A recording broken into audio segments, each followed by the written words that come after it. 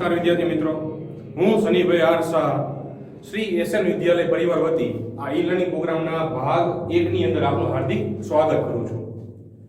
વિદ્યાર્થી મિત્રો, આ ભાગ 1 ની અંદર આપણે નવું પ્રકરણ એટલે કે નવો પોર્શન શરૂ કરવા જઈ રહ્યા છીએ, જીવ વિજ્ઞાન એટલે કે બાયોલોજી. તમે આની પહેલાના ભાગોમાં બાયોલોજીના પ્રકરણ નંબર 6 પણ તમે જોઈ ચૂક્યા છો.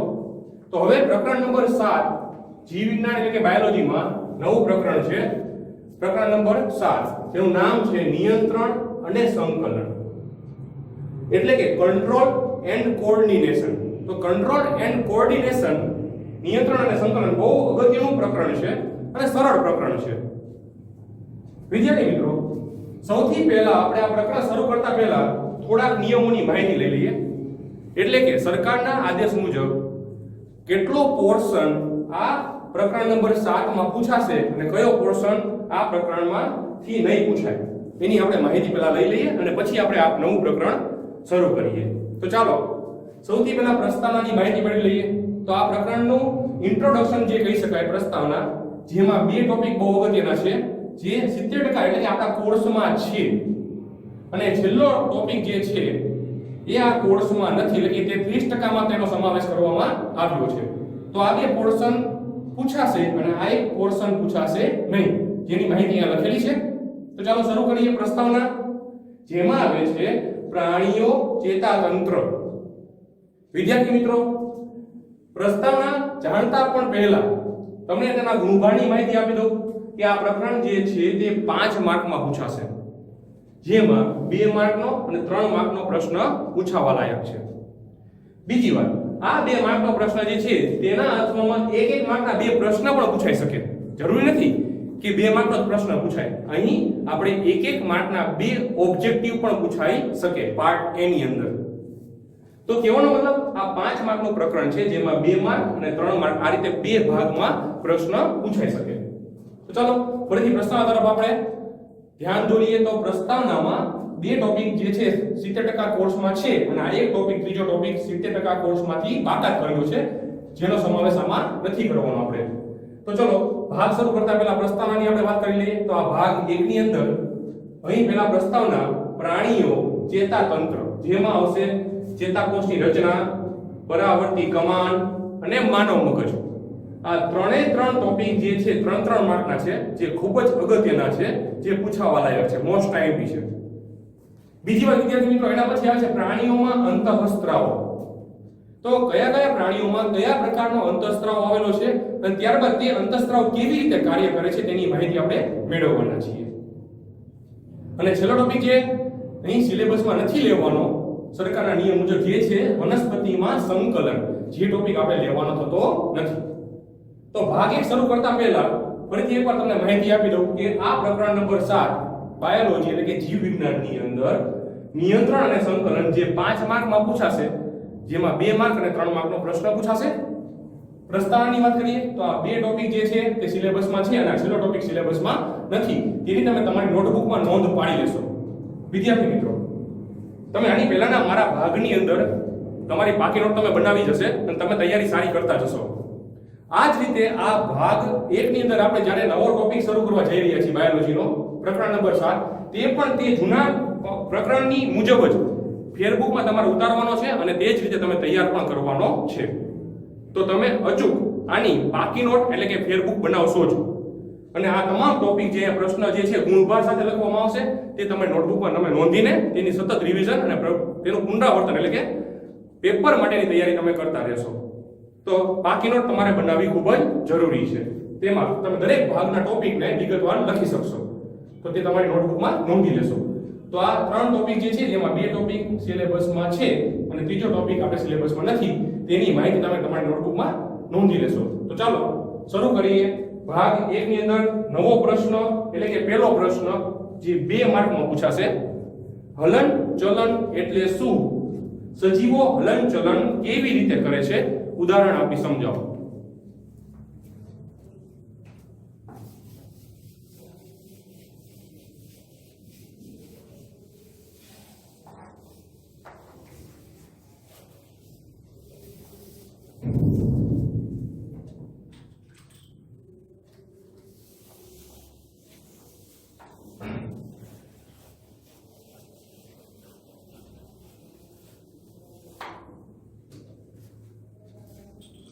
તો તમે આ બધા ટોપિક જે ચાલતા જશે તે વિડિયો પોઝ કરીને તમે તમારી નોટબુકમાં નોંધી લેશો, જેમ કે તમે અત્યારે પ્રસ્તાવના નોંધી લીધી હશે. હવે આપણે નવો પ્રશ્ન શરૂ કરવા જઈ રહ્યા છીએ ભાગ 1 ની અંદર. તો પ્રશ્ન નંબર 1 2 માર્કમાં પૂછાશે. હલન ચલન એટલે શું અને સજીવો હલન ચલન કેવી રીતે કરે છે, ઉદાહરણ આપી સમજાવો. તો ચાલો આપણે શરૂ કરીએ. સૌથી પહેલા વ્યાખ્યા.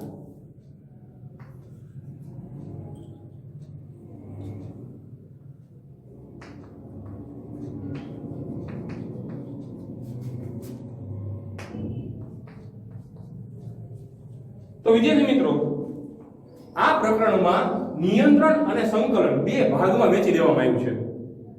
તો નિયંત્રણ એટલે આખા આપણે શરીરનું નિયંત્રણ કેવી રીતે કરી શકીએ છીએ, જેની સાથે બે ખૂબ જ અગત્યના અંગો જોડાયેલા છે. એક તો માનવ મગજ અને કરોડરજ્જુ. તો ઘણી બધી ક્રિયાઓ મગજ દ્વારા અને કરોડરજ્જુ દ્વારા સંકળાયેલી છે, જેને આખા શરીરનું જે નિયંત્રણ કરશે તે ટોપિકની આપણે વાત કરવાના છીએ. અને બીજું છે સંકલન, કે શરીરની અંદર આવેલા ઘણા બધા ભાગો, અંગો, પેશીઓ, સ્નાયુઓ કેવી રીતે એકબીજા સાથે સંકળાયેલી છે અને કેવી રીતે તે કાર્ય કરે છે, તે ટોપિક જોડાયેલો છે સંકલન સાથે. તો નિયંત્રણ જે કરોડરજ્જુ અને માનવ મગજ સાથે જોડાયેલો છે, અને સંકલન એટલે કે સ્નાયુઓ, પેશીઓ કે તમામ બીજા અગત્યના અંગો કે જે કેવી રીતે કાર્ય કરે છે, જે જોડાયેલા છે મગજ અને કરોડરજ્જુ સાથે. તો આ બે ટોપિકને સાથે આપણે આ પ્રકરણની શરૂઆત કરવા જઈ રહ્યા છીએ. તો ટોપિકનું નામ છે હલનચલન. આપણે જાણીએ છીએ કે સજીવો હલનચલન ખૂબ જ અગત્યનો ભાગ ભજવે છે. તો હલનચલનમાં સજીવ ખૂબ અગત્યનો ભાગ કેમ ભજવે છે? કારણ કે તે શરીરનું મુખ્ય કાર્ય છે હલનચલન. ઘણી બધી દૈનિક ક્રિયાઓ આપણે રોજિંદા જીવનમાં કરતા આવ્યા છીએ. તો હલનચલન એ સજીવનો મુખ્ય એક કાર્યનો ભાગ છે. તો તેની વ્યાખ્યા બહુ સરળ છે કે સજીવ હલનચલન કેવી રીતે કરશે. સજીવમાં આવી જાય પ્રાણી, પક્ષી, પશુ બધા જ આવી જશે. તો પશુ, પક્ષી, પ્રાણીઓ, સજીવો, માનવ, વનસ્પતિ આ બધાને આપણે સજીવોની અંદર આપણે હલનચલનમાં આપણે સ્વીકારી લઈએ છીએ. તો ચાલો વ્યાખ્યા જોઈએ. તો હલનચલન એટલે કે સજીવોની સામાન્ય સ્થિતિમાં થતા કોઈ પણ પ્રકારના ફેરફારને હલનચલન કહેવામાં આવે છે. તો સજીવોમાં મેં વાત કરી તે મુજબ માનવ, પશુ, પક્ષી, વનસ્પતિ તેનો સમાવેશ થઈ શકે છે. તો સજીવોની કોઈ પણ સામાન્ય સ્થિતિમાં થતા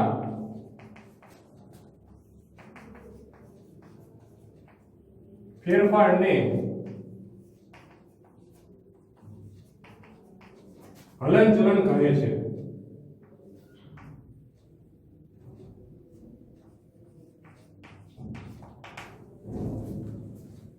ખૂબ જ સરળ વ્યાખ્યા છે કે સજીવોની સામાન્ય સ્થિતિમાં થતા ફેરફારને આપણે શું કહેશું? સજીવોનું હલનચલન. તો સજીવ ઘણી બધી સામાન્ય સ્થિતિમાં ફેરફાર કરતા આવે છે. પોતાની સ્થિતિમાં ઘણો બધો ચેન્જીસ એટલે કે ફેરફાર કરે છે, ઘણા બધા કાર્યો કરે છે, જેને આપણે શું કહેશું? એક પ્રકારનું હલનચલન. ઉદાહરણ સાથે તમે સમજીએ તો ઉદાહરણ તમને ખૂબ જ સરળ લાગશે. સૌથી પહેલા આપણે ઉદાહરણ લેશું કે બીજ. આપણે જાણીએ છીએ કે જમીનમાં જ્યારે આપણે બીજ વાવીએ છીએ તો આ બીજ અંકુરિત થઈને તેનું છોડમાં રૂપાંતરણ થાય છે. તો વિદ્યાર્થી મિત્રો, બીજમાંથી શું બન્યું? છોડ બન્યો. તો તેની સ્થિતિમાં શું થયો? એક સામાન્ય ફેરફાર થયો. તો સજીવોની સ્થિતિમાં થતા સામાન્ય ફેરફાર થતા તેની અંદર થતા કઈ પણ પ્રકારના ફેરફારને આપણે શું કહેશું? તેમાં થતું હલનચલન. તો પહેલો ટોપિક આવશે ઉદાહરણમાં, જમીનમાં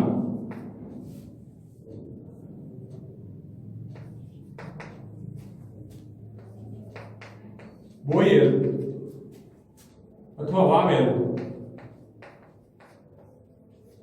બીજનું છોડમાં રૂપાંતરણ થવું.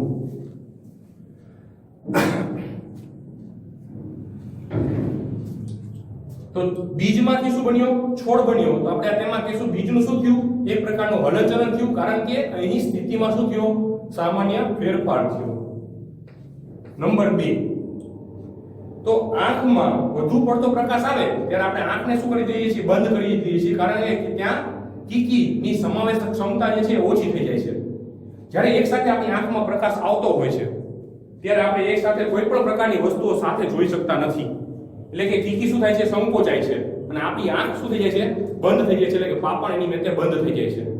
તો આંખની સ્થિતિમાં શું થયો, એક પ્રકારનો ફેરફાર. તો ત્યાં આંખનું શું થયું, હલનચલન થયું. તો આંખમાં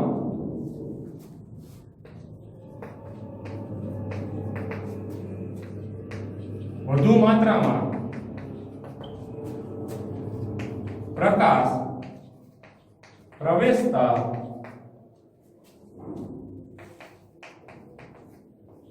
કીકીનું સંકોચન થવું, આ ઘટના પણ એક પ્રકારની શું છે, હલનચલન છે. વિદ્યાર્થી મિત્રો, આ પ્રકરણ જે છે બાયોલોજી એટલે કે જીવ વિજ્ઞાનનું નિયંત્રણ અને સંકલન એ મોટા ભાગે મગજ અને કરોડરજ્જુ સાથે સંકળાયેલું છે. તો ઘણી બધી ક્રિયાઓ જે છે તે ઐચ્છિક એટલે કે ઈચ્છાવાળી ક્રિયા થશે અને અમુક ક્રિયા એવી હશે જે અનૈચ્છિક એટલે કે ઈચ્છાની વિરુદ્ધ થતી હશે. તેનો પણ આમાં સમાવેશ થઈ ગયો છે. જે આગળ આપણે ટોપિકમાં એટલે કે નવા પ્રશ્નમાં આપણે જોવાના જ છીએ. ચલો આગળ વધીએ. આ પ્રશ્નમાં ત્રીજો ટોપિક. તો હલનચલનનું ત્રીજું ઉદાહરણ જે છે કે આપણે ગરમ વસ્તુને જ્યારે હાથ અડાડી દઈએ છીએ ત્યારે આપણો હાથ અચાનક શું આવી જાય છે, પાછો આવી જાય છે.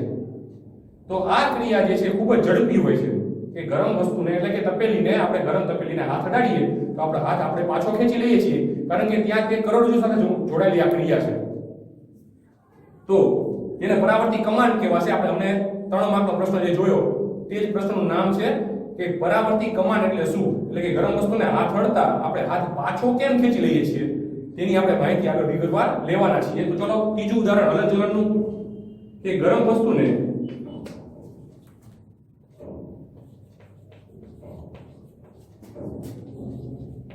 અડકતા એટલે કે અડતા હાથ ઝડપથી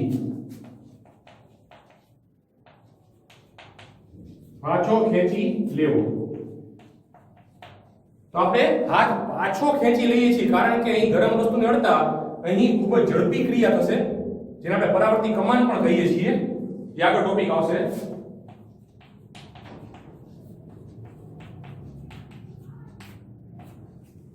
આ 3 માર્કનો પ્રશ્ન છે જે આગળ આપણે થિયરીમાં જોવાના છીએ. એના પછી નવું ઉદાહરણ નંબર 4 કે ગાય અને ભેંસ એટલે કે આ બધા જે પશુઓ છે તે પોતાનો ખોરાક લઈને થોડાક સમય બાદ એટલે કે લાંબા સમય બાદ તેને વાગોળે છે. તો તેની સ્થિતિમાં પણ શું થયો, એક પ્રકારનો ફેરફાર. પહેલા ખોરાક લઈ લે છે અને લાંબા સમય બાદ તેને વાગોળે છે. કારણ કે આપણે જાણીએ છીએ કે શાકાહારી જે પ્રાણીઓ છે તેના આંતરડા ખૂબ જ લાંબા હોય છે, કારણ કે તે ખોરાક પચાવવામાં ખૂબ જ વધુ સમય લે છે. તો તે ખૂબ જ વધુ સમય લે છે કારણ કે તે શાકાહારી પ્રાણીઓ સામાન્ય રીતે કોઈ પણ ખોરાક જલ્દી પચાવી શકતા નથી. તો પેલા ગાય કે ભેંસ શું કરશે, ખોરાક લઈ લેશે અને ત્યારબાદ થોડાક સમય બાદ તેને પાછો ખેંચીને તેને વાગોળશે અને પછી પાછું તેનું પાચન ક્રિયા થશે. તો આપણે ઉદાહરણમાં સમાવેશ કરી લઈએ કે ત્યાં સ્થિતિમાં શું થયો, ફેરફાર, જેને હલનચલનનું ઉદાહરણ કહી શકાય. તો શાકાહારી પ્રાણીઓ એટલે કે ગાય કે ભેંસ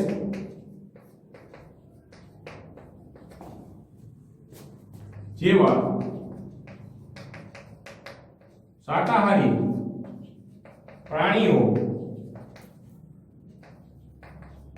ખોરાક બાદ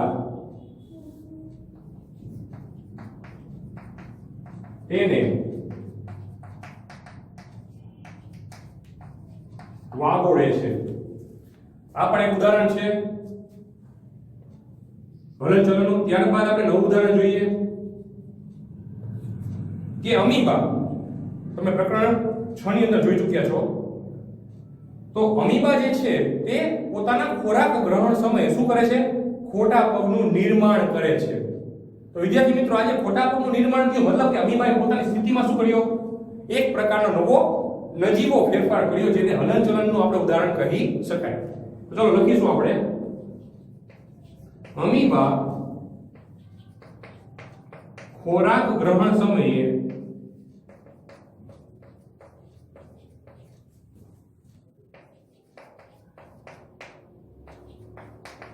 ખોટા પગોનું નિર્માણ કરે છે. જે પણ એક હલનચલનનો શું છે, એક ઉદાહરણ છે. ત્યારબાદ એના પછી આપણે ઉદાહરણ જોઈએ તો કે સૌથી પહેલા છીંક કે ઉધરસ આવવી. વિદ્યાર્થી મિત્રો, જ્યારે છીંક કે ઉધરસ આવતી હોય છે તે ઝડપી ક્રિયા છે જેમાં મગજ આપણને સાથ સહકાર દેતું નથી. મતલબ કે તે જવાબ આપણે કરોડરજ્જુ દ્વારા ઝડપી મળી જતો હોય છે, જેને પ્રતિચાર કહીએ છીએ, એટલે કે રિપ્લાય. તો જ્યારે છીંક કે ઉધરસ આવે છે જે અનૈચ્છિક ક્રિયા છે, જે આપણને ગમતી નથી અને અચાનક જ થઈ જતી હોય છે, તેમાં મગજ સુધી આ માહિતી પહોંચતી નથી, પરંતુ તેનો પ્રતિચાર એટલે કે રિપ્લાય, તે રિપ્લાય કોણ આપી દે છે? કરોડરજ્જુ. તો વિદ્યાર્થી મિત્રો, ખૂબ જ ઝડપી ક્રિયા છે, જેને પણ આપણે એક હલનચલનનું ઉદાહરણ કહી શકાય કે તેની સ્થિતિમાં શું થાય છે? શરીરમાં કંઈક ને કંઈક ફેરફાર થાય છે. જ્યારે પણ આપણે છીંક કે ઉધરસ ખાઈએ છીએ ત્યારે આપણી સ્થિતિમાં શું થયું? એક પ્રકારનો નજીવો ફેરફાર, જેને આપણે હલનચલનનું ઉદાહરણ કહી શકાય. તો લખીશું આપણે છીંક કે ઉધરસ આવવી.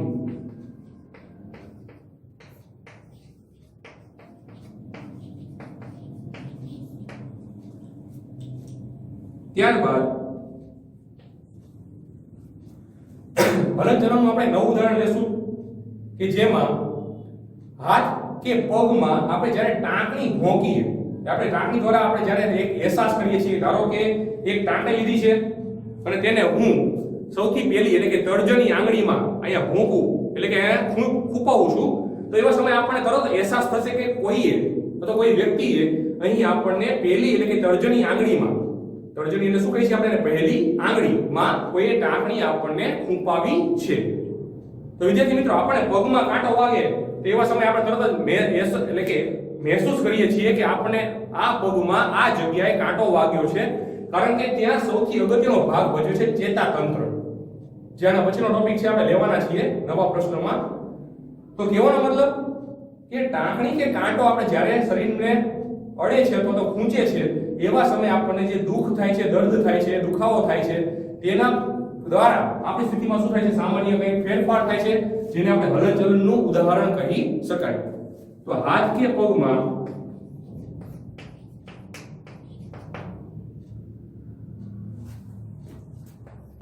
ટાંકણી અથવા તો કાંટો ભોંકતા અથવા ખૂંપાવતા, જ્યારે ખૂંચે, આ ભોંકવું એટલે કે ખૂંચવું, તો ટાંકણી કે કાંટો ભોંકતા દર્દ અથવા તો એને કહીએ છીએ દુખાવો થવો.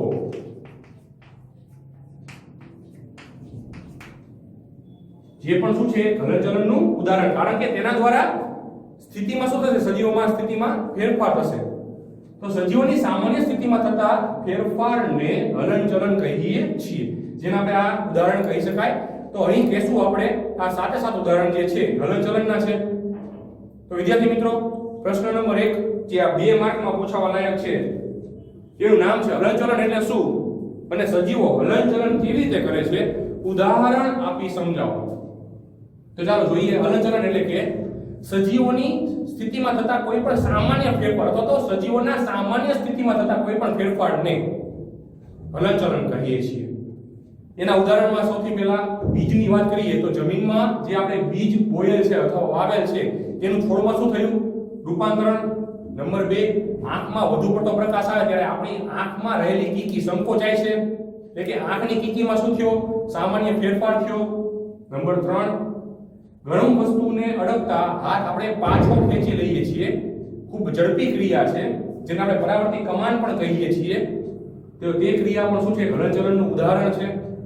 નંબર 4, શાકાહારી પ્રાણીઓ પોતાનો ખોરાક લીધા બાદ તેને લાંબા સમય સુધી વાગોળે છે. ત્યારબાદ અમીબા.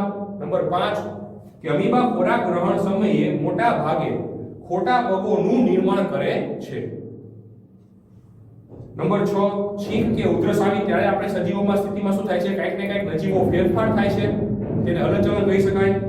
નંબર 7, હાથ કે પગમાં ટાંકણી કે કાંટો ભોંકતા દર્દ કે દુખાવો થવો, આ એક પણ શું છે? સજીવની સ્થિતિમાં થતો એક ફેરફાર છે, જેને આપણે હલનચલન કહીએ છીએ. તો વિદ્યાર્થી મિત્રો, આ હતો પ્રશ્ન નંબર 1. ચલો એના પછીનો નવો પ્રશ્ન જોઈએ. કે પ્રશ્ન નંબર 2 જે છે એ 1 માર્કની વ્યાખ્યા છે અને તેનું કારણ પણ આપણે દર્શાવવાનું છે કે જીવંત સજીવો હલનચલન શા માટે નિયત સમય કરતા હોય છે. તો તેને આપણે સમજાવવાનું છે વ્યાખ્યા આપીને અને ઉદાહરણ આપીને. તો ચલો જોઈએ. બીજો પ્રશ્ન જે છે 1 માર્કમાં વ્યાખ્યા સ્વરૂપે પૂછાય અથવા તો 1 માર્કમાં કારણ સ્વરૂપે પૂછાય. તો બીજો પ્રશ્ન 1 માર્કમાં જે પૂછાય છે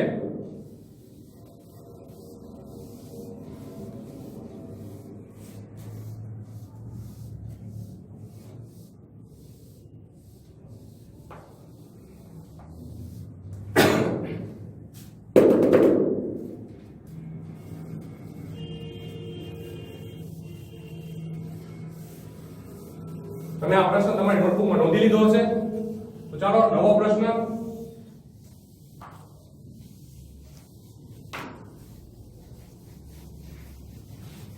તો તમે વિડિયો પોઝ કરીને આ તમામ પ્રશ્નોને તમારી નોટબુકમાં નોંધી લેશો, જે તમારે પેપર સમયે રિવિઝનમાં અને તેમજ લખવામાં ખૂબ જ સરળ રહેશે.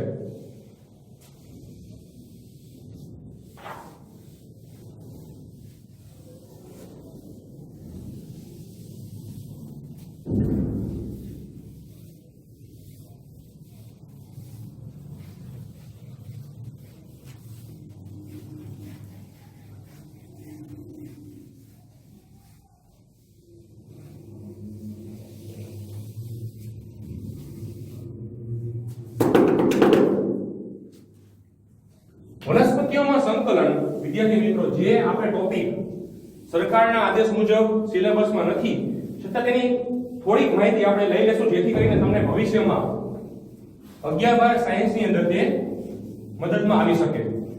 તો આપણે તે ટોપિકને સ્કીપ કરવાના નથી, પરંતુ તેની થોડીક માહિતી પણ લઈ લેવાના છીએ, જે તમારે ભવિષ્યમાં કામ લાગશે. તો વનસ્પતિમાં સંકલન આપણે તે ટોપિકને આગળ નવા ભાગમાં જોવાના છીએ, પણ તે થોડીક માહિતી માટે, એટલે કે સામાન્ય નોલેજ માટે. તો જનરલ નોલેજ માટે તે પૂછાય અથવા તો 11-12 સાયન્સના સિલેબસમાં હોવાથી આપણે વિગતવાર નહીં લઈએ, પરંતુ તેની માહિતી અચૂક લઈ લેશું, જેથી કરીને તમને નુકસાન ન થઈ શકે. વિદ્યાર્થી મિત્રો, ચલો હવે જોઈએ નવો પ્રશ્ન, એટલે કે બીજો પ્રશ્ન 1 માર્કમાં જે પૂછાય છે તેનું નામ છે જીવંત સજીવો સામાન્ય સ્થિતિમાં નિયત સમયે એટલે કે હલનચલન શા માટે કરે છે. એ પ્રશ્ન લખશું આપણે. જીવંત સજીવો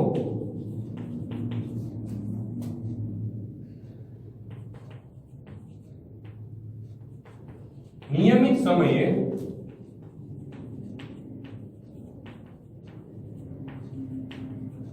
હલનચલન શા માટે કરે છે સમજાવો.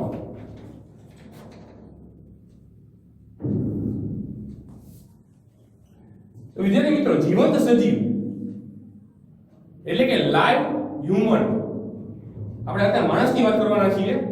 તો આ ટોપિક જે છે નિયંત્રણ સાથે સંકળાયેલો છે વિદ્યાર્થી મિત્રો, એટલે કે કરોડરજ્જુ અને માનવ મગજ સાથે.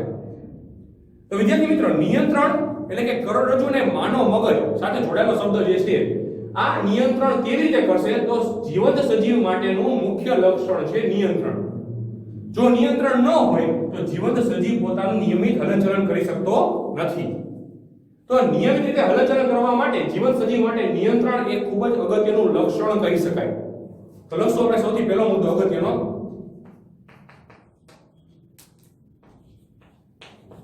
કે નિયંત્રણ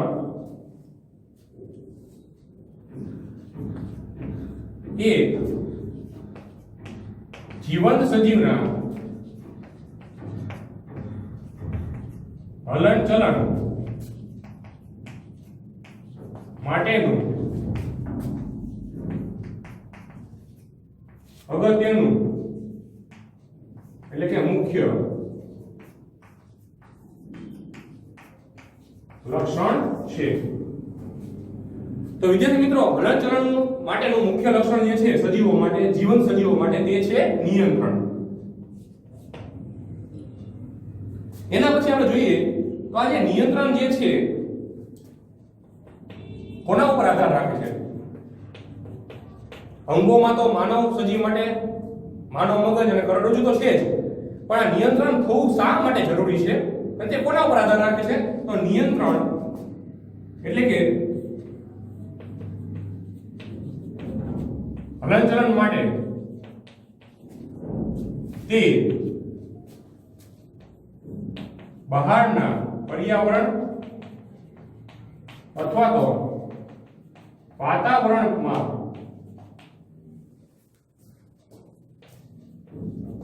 બનતી ઘટના પર આધારિત છે. તો વિદ્યાર્થી મિત્રો, નિયંત્રણ એટલે કે હલનચલનની આપણે જે વાત કરવા જઈ રહ્યા છીએ તે કોના ઉપર આધાર રાખે છે? બહારના વાતાવરણ અને પર્યાવરણમાં બનતી દૈનિક ઘટના પર તે આધારિત છે. તો મૂળભૂત રીતે જોવા જઈએ તો નિયંત્રણ જે છે એ પર્યાવરણ અને વાતાવરણ પર આધાર રાખે છે, જેની મદદથી માનવ શું કરે છે? સતત હલનચલન કરી શકે છે.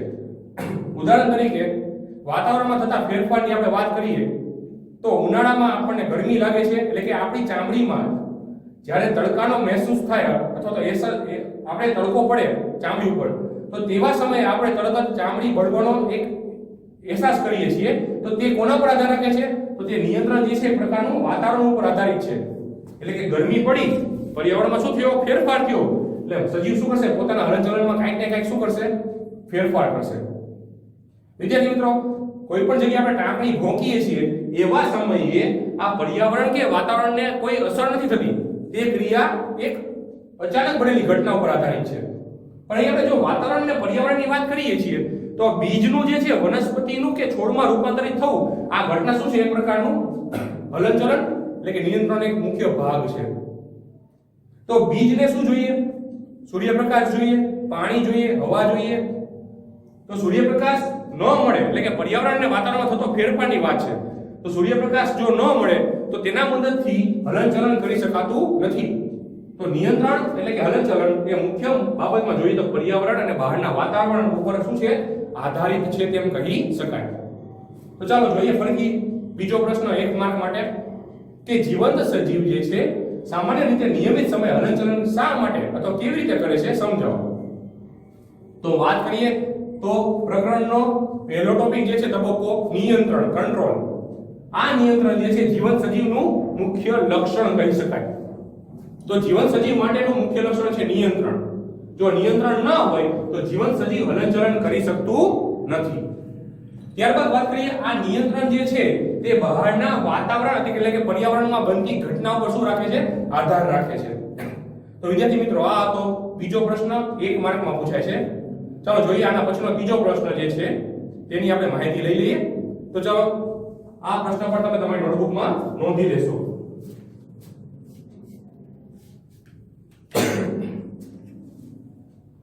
હવે આવે છે ત્રીજો પ્રશ્ન જે આશરે 2 માર્કમાં પૂછાશે.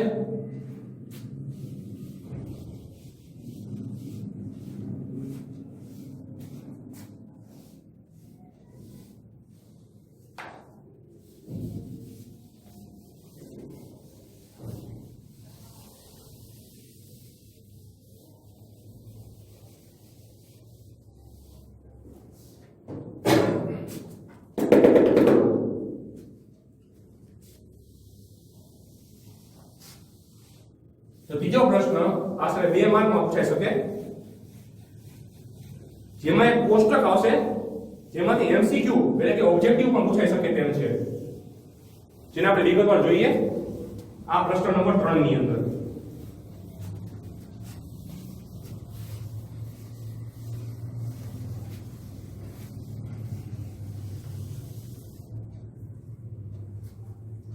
તો વિદ્યાર્થી મિત્રો, આપણે 2 પ્રશ્નોનો અભ્યાસ કરી ચૂક્યા છીએ. ચલો ચાલો ત્રીજો પ્રશ્ન એટલે કે સંવેદનાગ્રાહી અંગો એટલે શું, તેનો પ્રકાર, સ્થાન અને કાર્ય પણ જણાવવાની વાત છે. તો નવો પ્રશ્ન એટલે કે ત્રીજો પ્રશ્ન આપણે શરૂ કરવા જઈ રહ્યા છીએ, જે 2 માર્ક માટે અગત્યનો છે. સંવેદના ગ્રાહીઓ અંશમાં અંગો એટલે શું, તેના પ્રકાર, સ્થાન એટલે કે ક્યાં આવેલું છે અને તે શું કાર્ય કરે છે.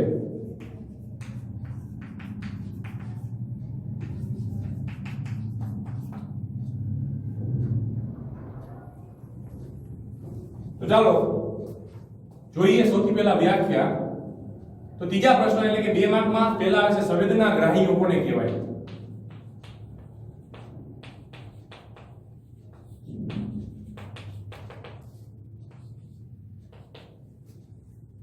ત્યારબાદ આપણે કોષ્ટક સ્વરૂપે તેના પ્રકાર, સ્થાન અને તેના કાર્યની આપણે માહિતી લેવાના છીએ.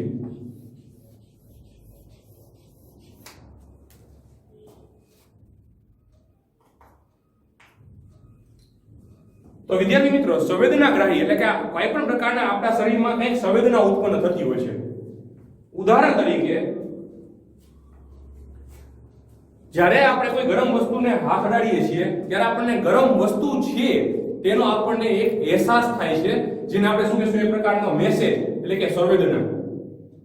તો એક પ્રકારની આપણને માહિતી જે મેળવી છે કે ગરમ વસ્તુને હાથ અડતા આપણને અહેસાસ થાય છે કે આ વસ્તુ ગરમ છે કે ઠંડી, તો તે આપણે એને કહીશું સંવેદનાગ્રાહી. તો સંવેદનાગ્રાહી એટલે જે શરીરમાં આવેલા અંગો છે નિશ્ચિત કે જે પેશીઓ, સ્નાયુઓ પર રચાયેલું હોય છે. તો વિદ્યાર્થી મિત્રો, આ સંવેદનાગ્રાહી છે શું? તો બાહ્ય ઉત્તેજના સાથે સંકળાયેલું છે કે સજીવો પોતાની બાહ્ય ઉત્તેજના ગ્રહણ કરવા માટેની એક વિશિષ્ટ રચના ધરાવે છે. જીવંત સજીવ શું કરે છે? પોતાની બાહ્ય ઉત્તેજના જે ગ્રહણ કરવા માટે એક વિશિષ્ટ રચના ધરાવે છે, જેને આપણે શું કહીશું? સંવેદનાગ્રાહી અંગો.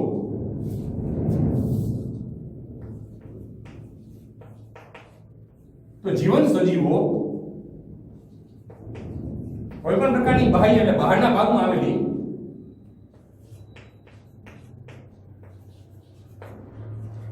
ઉત્તેજના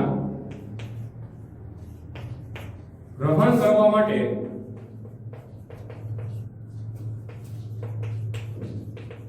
ચોક્કસ એટલે કે એક પ્રકારની વિશિષ્ટ રચના ધરાવે છે.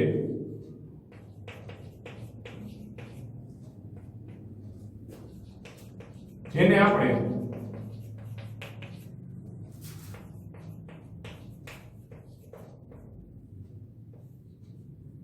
સંવેદનાગ્રાહી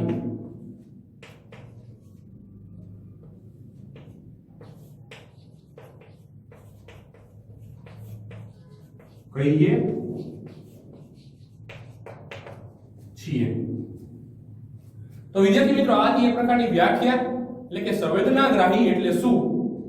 તો સજીવો પોતાની બાહ્ય ઉત્તેજના મેળવવા માટે કંઈક ને કંઈક વિશિષ્ટ રચના ધરાવે છે, જેને આપણે કહીશું એક પ્રકારની સંવેદનાગ્રાહીઓ.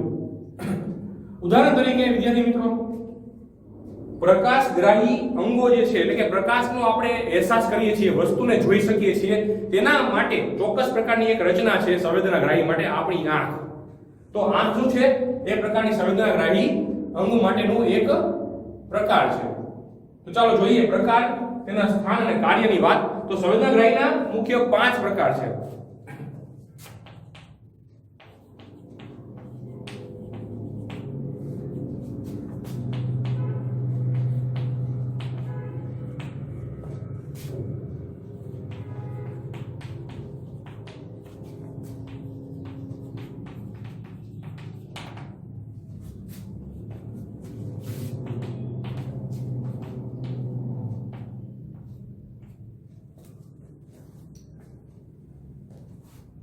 જેને આપણે કોષ્ટક સ્વરૂપે દર્શાવી દઈએ.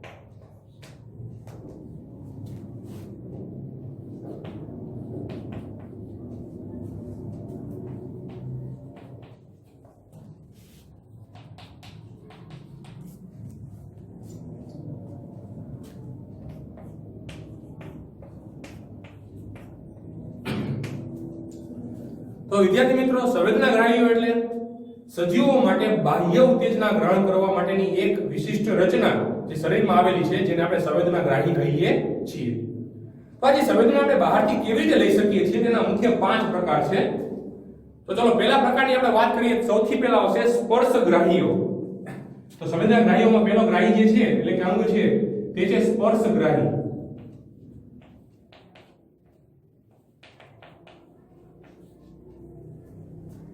ત્યારબાદ આપણે જાણીએ છીએ કે પ્રકાશગ્રાહી, જેમને આપણે વાત કરી ચૂક્યા છીએ, આંખ. આ પ્રકારનું સંવેદનાગ્રાહી અંગોનું પ્રકાર છે. પ્રકાશગ્રાહી. ત્યારબાદ દ્રાણ એટલે કે ગંધ માટેની વાત છે.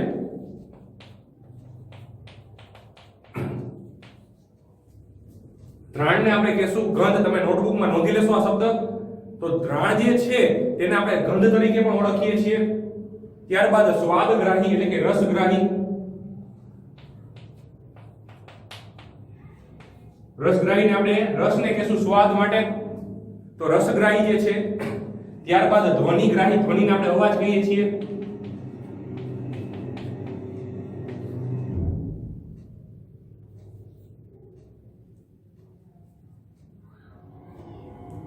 તો ફરીથી એકવાર, સંવેદનાગ્રાહીના મુખ્ય 5 પ્રકાર છે: સ્પર્શગ્રાહી, પ્રકાશગ્રાહી, દ્રાણગ્રાહી, રસગ્રાહી અને ધ્વનિગ્રાહી. તો વિદ્યાર્થી મિત્રો, સ્પર્શ, પ્રકાશ તમને આવડે એવું છે, પણ દ્રાણ એટલે કે ગંધની વાત છે, રસ એટલે કે સ્વાદની વાત છે અને ધ્વનિ એટલે કે અવાજની વાત છે. તો વિદ્યાર્થી મિત્રો, સ્પર્શ આપણે ક્યાં કરી શકીએ છીએ? તો ત્વચા ઉપર, ચામડી ઉપર. તો એનું સ્થાન આવશે ત્વચા પર.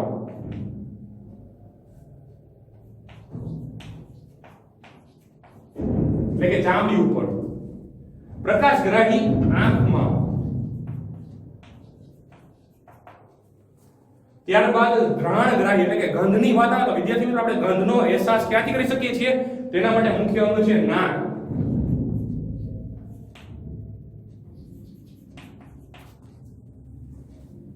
ત્યારબાદ રસગ્રાહી એટલે કે સ્વાદની વાત આવે તો જીભની સપાટી ઉપર.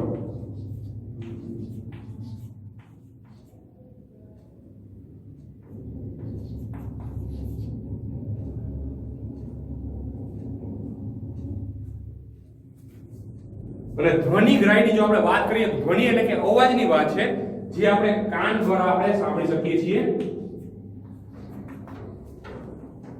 તો આ સ્થાનની વાત આવી કે સ્પર્શ કેના દ્વારા થાય? ત્વચા ઉપર. પ્રકાશગ્રાહી જે છે આંખ દ્વારા. દ્રાણ એટલે કે ગંધની પરખ થશે આપણને નાક દ્વારા. રસગ્રાહી એટલે કે જીભની સપાટી ઉપર, જેને આપણે સ્વાદ કહી શકાય, તો સ્વાદની ઓળખ થશે જીભની સપાટી ઉપર. અને ધ્વનિ એટલે કે અવાજની ઓળખ થશે આપણે કાન દ્વારા. ચલો કાર્ય આવે તો કાર્ય એટલે કે આપણા માટે પરખની વાત છે. કોણ શેની પરખ કરે છે? તો એ સ્પર્શગ્રાહી સ્પર્શની પરખ કરશે.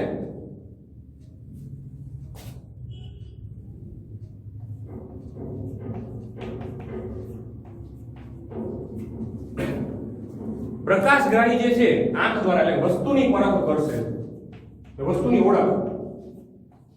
પરખ એટલે કે ઓળખ. દ્રાણ એટલે કે આપણે અહીંયા ગંધની વાત કરીએ છીએ, તો તે આપણને ગંધની પરખ કરાવશે, કેવા પ્રકારની ગંધ છે.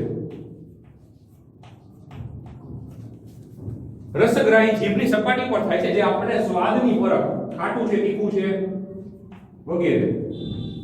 તો સ્વાદની પરખ માટે કઈ સંવેદનાગ્રાહી અંગ આવેલું છે આપણા શરીરમાં? રસગ્રાહી એકમ. અને ધ્વનિ એટલે કે અવાજગ્રાહી જે છે તે આપણા માટે અવાજની ઓળખ માટે, તો અવાજની પરખ, કેવા પ્રકારનો અવાજ છે.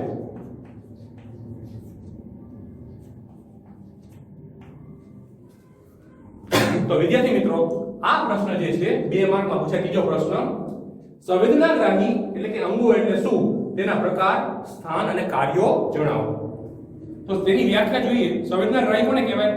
તો જીવંત સજીવની બાહ્ય ઉત્તેજના ગ્રહણ કરવાની એક પ્રકારની વિશિષ્ટ રચના જે શરીરમાં આવેલી છે.